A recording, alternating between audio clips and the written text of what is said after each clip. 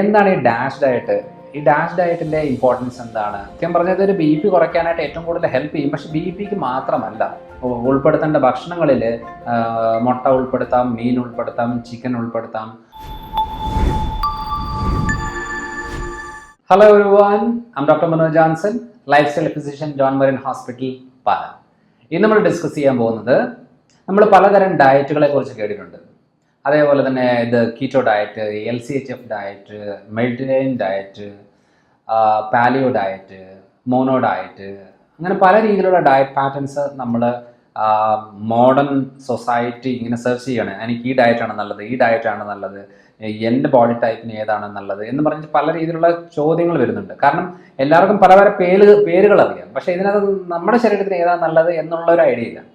അപ്പോൾ അങ്ങനെ വരുന്നതിൻ്റെ ഭാഗമായിട്ട് എനിക്ക് സ്ഥിരമായി ചോദിച്ചിരിക്കുന്ന ഒരു ചോദ്യമാണ്, എന്താണ് ഈ ഡാഷ് ഡയറ്റ്? ഈ ഡാഷ് ഡയറ്റിൻ്റെ ഇമ്പോർട്ടൻസ് എന്താണ്? പല ആളുകളും കൺസൾട്ടേഷൻ വരുമ്പോൾ ചോദിക്കാറുണ്ട്. അപ്പോൾ അവർക്ക് ഞാൻ അന്നേരം എക്സ്പ്ലെയിൻ ചെയ്യുവാണ്. എന്നാലും നമുക്ക് എല്ലാവർക്കും ഇത് അറിയാൻ വേണ്ടിയിട്ടാണ് ഞാൻ ഈ വീഡിയോ ചെയ്യുന്നത്. അപ്പോൾ ഡാഷ് ഡയറ്റ് എന്ന് പറയുന്നത്, അതായത് അതിൻ്റെ ഒരു ലോങ് ഫോം എന്ന് പറയുന്നത് dietary approach to stop hypertension. അതായത് BP കുറയ്ക്കാനായിട്ട് ഉള്ള ഒരു ഡയറ്റ് പാറ്റേൺ ആണ്. ഈ ഡയറ്റ് പാറ്റേണിൻ്റെ ഒരു പ്രത്യേകത, സത്യം പറഞ്ഞത് ഒരു BP കുറയ്ക്കാനായിട്ട് ഏറ്റവും കൂടുതൽ ഹെൽപ്പ് ചെയ്യും. പക്ഷേ BPക്ക് മാത്രമല്ല, ഇത് ഷുഗറിനും നല്ലതാണ്, കൊളസ്ട്രോളിനും നല്ലതാണ്.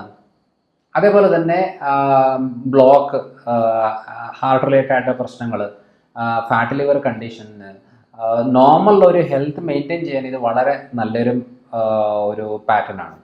പക്ഷേ ഇത് പ്രയാസം ബുദ്ധിമുട്ടുകൾ ഇല്ലാത്തവർ ഇത് ഫുൾ അതേപോലെ തന്നെ ഫോളോ ചെയ്യണമെന്നില്ല. അതിനകത്ത് നമുക്ക് മറ്റു കാര്യങ്ങൾ ചിലതൊക്കെ ആയിട്ട് ഉൾപ്പെടുത്താം. കാരണം നമ്മൾ മനുഷ്യരാണ്, ഒരു ലൈഫേ ഉള്ളൂ, എല്ലാം ആസ്വദിച്ച് പോകേണ്ട ഒരു ആളുകളാണ്. അപ്പം ഹൈപ്പർ ടെൻഷൻ ഉള്ള ആളുകൾ കുറച്ച് സ്ട്രിക്റ്റായിട്ട് ചെയ്യുകയും മറ്റ് ജീവിതശൈലി രോഗങ്ങളുള്ളവർ സ്ട്രിക്റ്റായിട്ടൊന്ന് ഫോളോ ചെയ്യുന്നത് നല്ലതാണ്. പക്ഷേ വലിയ ബുദ്ധിമുട്ടും പ്രയാസം ഇല്ലാത്തവർ ഈ ഡയറ്റ് ഫോളോ ചെയ്യുന്നത് നല്ലതാണ്. പക്ഷേ അതിൻ്റെ കൂടെ നമുക്ക് മറ്റു കാര്യങ്ങളൊക്കെ വല്ലപ്പോഴൊക്കെ ഉൾപ്പെടുത്തുന്നത് നല്ലതാണ്. കാരണം ഞാൻ ചെയ്യുന്നത് അങ്ങനെയാണ്. അപ്പോൾ എന്താണ് ഈ ഡാഷ് ഡയറ്റ്? ഡാഷ് ഡയറ്റിൽ മെയിനായിട്ടും ഉദ്ദേശിക്കുന്നതെന്ന് പറയുന്നത്, ഇവിടെ ഉപ്പ് വളരെ കുറവാണ്. എക്സ്ട്രാ ഉപ്പ് ആഡ് ചെയ്യുന്നോ അല്ലെന്നുണ്ടെങ്കിൽ അങ്ങനത്തെ കാര്യങ്ങളൊന്നുമില്ല. നോർമലായിട്ട് ഉപ്പ് കൂടുതലുള്ള ഭക്ഷണങ്ങളെല്ലാം നമ്മളിതിനകത്ത് അവോയ്ഡ് ചെയ്യും. പ്രത്യേകിച്ചും സോൾട്ടഡ് ആയിട്ടുള്ള, ഇപ്പം സോൾട്ടഡ് ബട്ടർ ഉണ്ട്, ബേക്കറി ഐറ്റംസ് ഉണ്ട്, ചിപ്സ്, പൊട്ടാറ്റോ ഫ്രൈ, അങ്ങനത്തെ മിക്സ്ചർ, ഇതിനകത്തെല്ലാം ഹൈ സോഡിയമാണ്. അതേപോലെ പ്രോസസ്ഡ് ആയിട്ടുള്ള മീറ്റ് ഐറ്റംസ്, സോസേജസ്, ബേക്കൻസ്, അങ്ങനെ പല കാര്യങ്ങളും പ്രോസസ്ഡ് ആയിട്ടുള്ള ഐറ്റംസ് നമുക്ക് കിട്ടുന്നുണ്ട്. പാക്ഡ് ആയിട്ടുള്ള, ടിൻഡ് ആയിട്ടുള്ള ഐറ്റംസ് കിട്ടുന്നുണ്ട്. ഇത് ഹൈ സോഡിയം കണ്ടന്റ് ആണ്. അപ്പോൾ നമ്മൾ എക്സ്ട്രാ ഉപ്പ് ചേർക്കുന്നില്ല എന്ന് മാത്രമേ ഉള്ളൂ ചോറിൻ്റെ കൂടെ. പക്ഷെ നമ്മൾ ഈ രീതിയിലുള്ള ബേക്കറി ഐറ്റംസും പ്രോസസ്ഡ് ഐറ്റംസും കൂടുതലായിട്ട് എടുക്കുമ്പോൾ അതിൽ ഹൈ സോൾട്ടഡ് ആയിട്ടുള്ള കാര്യങ്ങളാണ് വരുന്നത്. അപ്പോൾ അങ്ങനെ വരുമ്പോൾ അതാണ് നമ്മൾ പൂർണ്ണമായിട്ടും അവോയ്ഡ് ചെയ്യേണ്ടത്. അതാണ് ഇനിയുള്ളതെന്ന് പറയുന്നത് ലോ ഫാറ്റ് ഡയറ്റാണ്. ഈ ലോ ഫാറ്റ് ഫുഡാണ് ഈ ഡാഷ് ഡയറ്റിൽ ഉൾപ്പെടുത്തുന്നത്. ലോ ഫാറ്റ് ഫുഡ് എന്ന് പറയുന്നത്, നമ്മളിപ്പോൾ സാധാരണ രീതിയിൽ ഞാൻ വെണ്ണ, നെയ്യ്, ഈ ബട്ടർ ചീസ് ഐറ്റംസ് എല്ലാം നല്ലതാണെന്നാണ് പറയുന്നത്.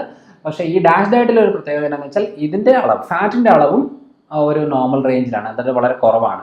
നമ്മൾ സാധാരണ രീതിയിൽ നോർമലായിട്ട് ഫാറ്റ് ഇൻക്ലൂഡഡ് ആയിട്ടുള്ള മിൽക്കാണ് നമ്മൾ സാധാരണ യൂസ് ചെയ്യാറ്. പക്ഷേ ഡാഷ് ഡയറ്റിനകത്ത് ഫാറ്റ് പെർസെൻറ്റേജ് വളരെ കുറവായിട്ടുള്ള സ്കിംഡ് മിൽക്കൊക്കെയാണ് നമ്മൾ ഡാഷ് ഡയറ്റിൽ യൂസ് ചെയ്യുന്നത്. അപ്പോൾ എൻ്റെ ഒരു പേഴ്സണൽ അഭിപ്രായം, ഡാഷ് ഡയറ്റ് എടുക്കുന്നവർ ഫാറ്റ് കണ്ടന്റ് കുറയ്ക്കണം. പക്ഷെ നോർമലായിട്ട് ഫാറ്റ് നമ്മൾ ഹെൽത്തി ഫാറ്റ് ഉൾപ്പെടുത്തുന്നത് നല്ലതാണ്. പക്ഷേ ഈ ഡാഷ് ഡയറ്റിൽ അതില്ലാത്തത് കൊണ്ട് ഞാനത് എടുത്ത് പറയുന്നില്ല എന്നുള്ളതേ ഉള്ളൂ. ഇനിയുള്ള കാര്യം എന്ന് പറയുന്നത്, ഇതിനകത്ത് അവോയ്ഡ് ചെയ്യേണ്ട കാര്യങ്ങൾ റെഡ് മീറ്റ്സ് ആണ്. ഈ റെഡ് മീറ്റ്സിൽ മെയിനായിട്ടും കോൺസെൻട്രേറ്റഡ് ആയിട്ട്, ഇപ്പം സാധാരണ നമ്മളിവിടെ കഴിക്കുന്നത് പോർക്ക്, മട്ടൺ, ബീഫ്, ഇതെല്ലാം റെഡ് മീറ്റ്സിൽ വരുന്നതാണ്. അപ്പം വൈറ്റ് ലീൻ മീറ്റ്സ് ആണ് ഏറ്റവും നല്ലത്. നല്ല ഡാഷ് ഡയറ്റിൽ ഇൻക്ലൂഡ് ചെയ്യേണ്ടത്. അതിനകത്ത് നമ്മൾ ടർക്കി, ചിക്കൻ, അതേപോലെ ഈ ഫിഷ്, ഇതെല്ലാം ഡാഷ് ഡയറ്റിൽ ഉൾപ്പെടുത്തുന്നതാണ്. പക്ഷേ ഇതിനകത്ത് മെയിനായിട്ട് ഫോക്കസ് ചെയ്യേണ്ടത് എക്സ്ട്രാ രീതിയിലോ അധികമായിട്ടോ ഉപ്പില്ല. അപ്പോൾ ഇതിനകത്ത് നമ്മൾ മെയിനായിട്ട് നോക്കേണ്ടത്, ഇപ്പോൾ നമ്മൾ ബാർബിക്യൂസ് കഴിക്കാറുണ്ട്, അതേപോലെ തന്തൂരി ഐറ്റംസ്, ഫ്രൈഡ് ഐറ്റംസ്, ചിക്കൻ്റെ പല രീതിയിലുണ്ട്. ചിക്കൻ കഴിക്കാൻ പറ്റുമെന്ന് പറഞ്ഞുകൊണ്ട് ഇപ്പം നമുക്കെല്ലാം ഉൾപ്പെടുത്തണമൊന്നുമില്ല. അപ്പം ഇതിനകത്ത് നമ്മൾ ഈ ബാർബിക്യൂസും തന്തൂരി ഐറ്റംസും അൽഫാമും അതേപോലെ ഫ്രൈ ഐറ്റംസിലും അത് വല്ലപ്പോഴും കഴിക്കുന്നത് കുഴപ്പമില്ല. പക്ഷേ റിപ്പീറ്റഡ് ആയിട്ട് എടുക്കുന്നത് കുഴപ്പമാണ്. കാരണം BP കൂടാനുള്ള എല്ലാ സാധ്യതയുണ്ട്. കാരണം അതിൻ്റെ ഹൈ സോഡിയമാണ് വരുന്നത്. നമ്മളൊരു ബാർബിക്യൂ കഴിക്കുമ്പോൾ മനസ്സിലാവും അതിൻ്റെ സോഡിയം കണ്ടന്റ് എത്ര എന്നുള്ളത്. അപ്പോൾ ഈ ഒരു രീതിയിലുള്ള കാര്യങ്ങളാണ് നമ്മൾ ഈ ചിക്കൻ ഇതിനകത്ത് ഇൻക്ലൂഡഡ് ആണ് എന്ന് പറഞ്ഞാൽ നമ്മൾ റിപ്പീറ്റഡ് ആയിട്ട് ബാർബിക്യൂസും അതേപോലെ ഈ രീതിയിലുള്ള തന്തൂരി ഐറ്റംസ് യൂസ് ചെയ്യുമ്പോൾ ഇത് സോഡിയം ലെവൽ ബോഡിയിൽ കൂടുകയും അതിൻ്റെ ഭാഗമായിട്ട് നമ്മൾ സാധാരണ സോഡിയം ലെവലിലെ ഒരു പ്രത്യേകത എന്ന് വെച്ചാൽ ഈ നമ്മൾ ഈ പറയുന്നത് ഉപ്പ് കൂടുന്നതനുസരിച്ച് BP കൂടുമെന്നുള്ളതാണ്. പക്ഷെ അത് മാത്രമല്ല, സ്റ്റഡീസിൽ പറയുന്നത് എന്താണെന്ന് വെച്ചാൽ ഇപ്പോൾ റിസർച്ച് ഞാൻ സ്ഥിരമായിട്ട് റിസർച്ചുകളാണ് ഫോക്കസ് ചെയ്യുന്നത്. അപ്പോൾ റിസർച്ചിൽ ഏറ്റവും കൂടുതലായിട്ട് പറയുന്നത് H. pylori ബാക്ടീരിയയും സോഡിയം ക്ലോറൈഡും, അതായത് സോൾട്ടുമായിട്ടുള്ള കണക്ഷനാണ്. സോൾട്ട് കൂടുതൽ ഇട്ട് കഴിഞ്ഞാൽ വയറ്റിൽ ഡാമേജുകൾ കൂടും, H. pylori ബാക്ടീരിയയുടെ ഗ്രോത്ത് കൂടും. H. pylori എന്ന് പറയുന്നത് ബാഡ് ബാക്ടീരിയ ആണ്. ഈ ബാഡ് ബാക്ടീരിയസ് ആണ് ഗ്യാസ്ട്രൈറ്റിസ് ഉണ്ടാക്കുന്നത്, അൾസേഴ്സ് ഉണ്ടാക്കുന്നത്, സ്റ്റൊമക് ക്യാൻസേഴ്സ് ഉണ്ടാക്കുന്നത്, മൂഡ് ഇറിറ്റേഷൻസ് ഉണ്ടാക്കുന്നത് എല്ലാം ഈ H. pylori ബാക്ടീരിയയാണ്. അപ്പോൾ ബാഡ് ബാക്ടീരിയസിൻ്റെ പ്രൊഡക്ഷൻ ശരീരത്തിൽ കൂടുന്നത് എപ്പോഴാണെന്ന് പറഞ്ഞാൽ ഹൈ സോൾട്ട് ബോഡിയിലേക്ക് സപ്ലൈ ചെയ്യുമ്പോഴാണ്. സോ അതുകൊണ്ട് എന്നാ ചെയ്യണമെന്ന് വെച്ചാൽ നമ്മൾ ചിക്കന് ഫിഷ് എല്ലാം കഴിയുമ്പം ഉണക്കമീൻ കഴിക്കാമെന്ന് വെച്ചു. ഉണക്കമീൻ വളരെ ഡേഞ്ചറസ് ആയിട്ടുള്ള കാര്യമാണ്. പക്ഷേ എനിക്ക് ഏറ്റവും ഇഷ്ടമുള്ളത് ഉണക്കമീനാണ്. അത് കാര്യം എന്താണെന്ന് വെച്ചാൽ ഞാനിത് ഉപയോഗിക്കാറില്ല. പക്ഷേ ഒരു ദിവസം ഞാൻ കഞ്ഞിയും ഉണക്കമീനും കഴിച്ചു നോക്കി. ഇത് കഴിച്ചപ്പോൾ ഭയങ്കരമായിട്ട് എനിക്ക് ഇഷ്ടപ്പെട്ട് ഞാനത് ഒരു 5 ദിവസം അടുപ്പിച്ച് കഴിച്ചു. പക്ഷേ ഈ 5 ദിവസത്തിൽ എനിക്ക് 3 കിലോയാണ് കൂടിയത്. അപ്പോഴേ ഞാൻ സംഭവം സ്റ്റോപ്പ് ചെയ്തത്. കഴിക്കുമ്പോൾ അടുപ്പിച്ച് കഴിക്കാൻ പാടില്ല, വല്ലപ്പോഴൊക്കെ നമ്മളൊരു ആഗ്രഹത്തിന് വേണ്ടി കഴിക്കാന്നേ ഉള്ളൂ. പക്ഷേ ഈ ഉണക്കമീൻ എന്ന് പറയുന്നത് നമ്മൾ കൂടുതലായി ഉപയോഗിച്ച് കഴിഞ്ഞാൽ സ്കിൻ ഡിസീസ് ഉള്ളവർക്ക് പ്രശ്നം ഉണ്ടാക്കും, ആസിഡിറ്റി ഉള്ളവർക്ക് പ്രശ്നം ഉണ്ടാക്കും, സോഡിയം അതായത് നമ്മുടെ BP ആയിട്ട് ബന്ധപ്പെട്ട കണ്ടീഷന് പ്രശ്നം ഉണ്ടാക്കും. ഒത്തിരിയേറെ പ്രശ്നങ്ങളാണ് ഉണക്കമീനിലുള്ളത്. എന്ന് പറഞ്ഞുകൊണ്ട് ഉണക്കമീൻ കഴിക്കരുതെന്നല്ല, അതൊക്കെ ഉൾപ്പെടുത്താം. വല്ലപ്പോഴും കുറച്ചൊക്കെ ആയിട്ട് കഴിക്കുന്നതുകൊണ്ട് യാതൊരു കുഴപ്പവും ഇല്ല. ഇതാണ് മെയിനായിട്ടും ഇതിനകത്തുള്ള ഉദ്ദേശിക്കുന്നത്. ഇനി ഹോൾ ഗ്രെയിൻസ് ആയിട്ട് കഴിക്കാം. അതായത് നമ്മൾ ഈ വൈറ്റ് റൈസ് അല്ല, ഈ നമ്മൾ ഈ ചോറ് ഉണ്ടാക്കുമ്പോൾ വെളുത്ത ചോറാണ് കിടക്കുന്നത്. പക്ഷെ അതല്ല, തവിടുള്ള അരിയിലാണ് ഏറ്റവും നല്ലത്. തവിടുള്ള ഗോതമ്പ്, അതേപോലത്തെ ഹോൾ ഗ്രെയിൻസ് ആണ് ഇതിനകത്ത് ഉൾപ്പെടുത്തുന്നത്. അതൊരു മീഡിയം അളവിലാണ് ഈ ഡാഷ് ഡയറ്റിൽ നമ്മൾ ഉൾപ്പെടുത്തുന്നത്. അതേപോലെ തന്നെ ഇപ്പോൾ ഫ്രൈഡ് ഐറ്റംസ് ആയാലും ഓയിലി കണ്ടന്റ് ആയാലും ബേക്കറി ഐറ്റംസ് ആയാലും ഈ ഡാഷ് ഡയറ്റിൽ ഇല്ല. അപ്പം നമ്മൾ നോക്കുമ്പോൾ പിന്നെ ഉള്ളത് ഏറ്റവും കൂടുതലായിട്ട് ഫ്രൂട്ട്സും വെജിറ്റബിൾസുമാണ് ഹൈ എമൗണ്ടിലുള്ളത്. അത് ഇട സമയങ്ങളിൽ ഇപ്പോൾ 4 മണി 11 മണി എന്നൊക്കെ പറയുന്നത് ഫ്രൂട്ട്സാണ് ഏറ്റവും കൂടുതൽ ഇതിനകത്ത് ഉൾപ്പെടുത്തുന്നത്. ഫുഡിൻ്റെ മെയിൻ ഐറ്റം എന്ന് പറയുന്നത് വെജിറ്റബിൾസ് ആയിട്ടാണ് ഇതിൽ ഉൾപ്പെടുത്തുന്നത്. അപ്പം ഈ ഒരു ഡയറ്റ് പാറ്റേൺ ആണ് ഏറ്റവും ഹെൽത്തി ആയിട്ടുള്ളതും ഇതൊരു ഭൂരിഭാഗം ജീവിതശൈലി രോഗങ്ങളെ ക്ലിയർ ആക്കാനായിട്ടുള്ളതുമാണ്. അപ്പോൾ നമ്മൾ എന്ത് ചെയ്യണമെന്ന് വെച്ചാൽ പ്രശ്നം ബുദ്ധിമുട്ടുള്ളവർ ഈ ഒരു ഡയറ്റ് പാറ്റേൺ ഒന്ന് ഫോളോ ചെയ്യുക. ഉൾപ്പെടുത്തേണ്ട ഭക്ഷണങ്ങളിൽ മുട്ട ഉൾപ്പെടുത്താം, മീൻ ഉൾപ്പെടുത്താം, ചിക്കൻ ഉൾപ്പെടുത്താം.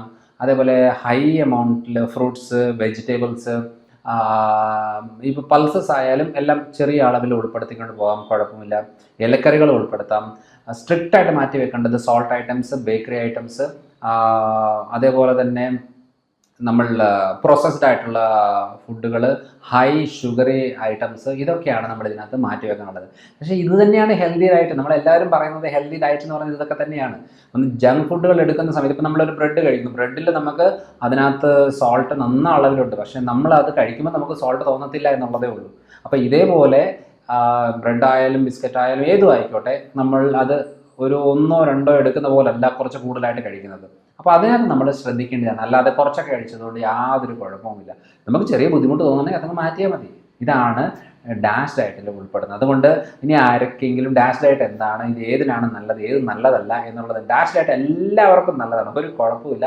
പക്ഷേ ഡയബറ്റിക് ഉള്ള ആളുകൾക്ക് അതിനകത്ത് ഗ്രെയിൻസിൻ്റെ അളവിൽ ചെറിയ മാറ്റങ്ങൾ വരുത്തിയാൽ മാത്രം മതി, ഫ്രൂട്ട്സിൻ്റെ അളവിൽ ചെറിയ മാറ്റങ്ങൾ വരുത്തിയാൽ മാത്രം മതി എന്നുള്ളൂ. ബാക്കിയെല്ലാം ഹെൽത്തി ആയിട്ടുള്ള ഒരു ഡയറ്റ് പാറ്റേണാണ്. നോർമലായിട്ട് നമുക്ക് ഫോളോ ചെയ്യാൻ പറ്റിയ, ആർക്കും ഫോളോ ചെയ്യാൻ പറ്റിയ ഒരു ഡയറ്റാണ് ഡാഷ് ഡയറ്റ് എന്ന് പറയുന്നത്. അപ്പോൾ അടുത്തൊരു വീഡിയോ ആയിട്ട് വരാം. ബൈ.